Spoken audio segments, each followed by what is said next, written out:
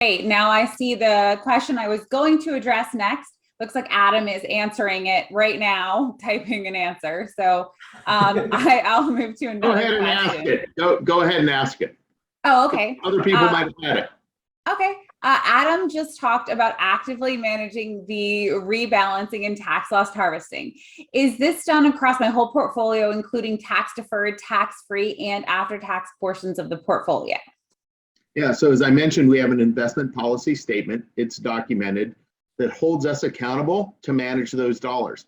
That investment policy statement covers the entire portfolio we'll have with us in taxable, tax deferred, and tax-free accounts.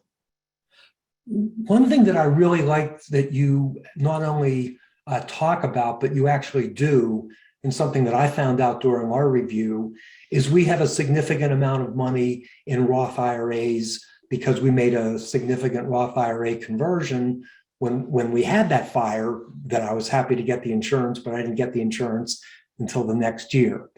And I guess I'm a little bit hesitant to talk about performance, but our Roth IRA did something like 27 or 29%. And I was like, how did, you must be a genius. How did you possibly get that much? And you said, no, we were allocating that portfolio in something riskier because it's a long-term investment. So therefore you did really well, let's say in the Roth account, but in something in a let's say a taxable account or a different type of account, you had a completely different asset allocation. And I really appreciated that because, I know that that's a big thing with you guys that, and I think that the term you use is asset location. Is that right? In other words, different tax entities like Roth, after tax, traditional IRA, 401k, et cetera, will get different asset allocations, even if the whole thing in total is something that clients like and appreciate. Is that right, Adam?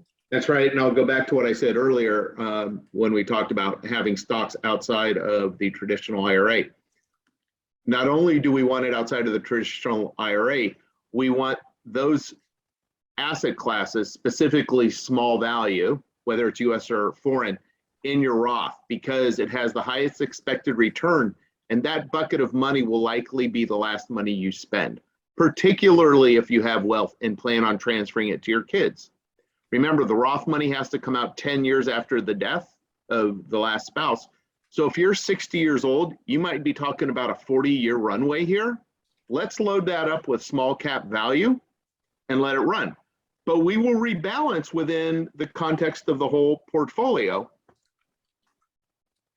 Yeah, that to me, that is a great service. Yeah. And really accounts for, I don't know how you quantify how much of a difference that makes in the long run, but I'll just say I was really happy to see that. And it did reflect in value. And I would agree with you. In fact, anecdotally, I have, let's say, seen or advised or been familiar with hundreds of millions, probably billions of dollars in Roth dollars, and hardly anybody spends it. They usually do leave it to their next two generations, exactly as my wife and I are planning for our own daughter.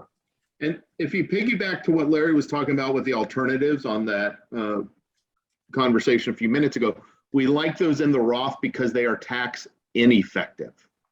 So we hold the REITs there, we hold the lending there, we hold the reinsurance, all of those things. So any of those distributions are shielded and therefore you keep more. Remember again, it's not what you make, it's what you keep after taxes. Thank you.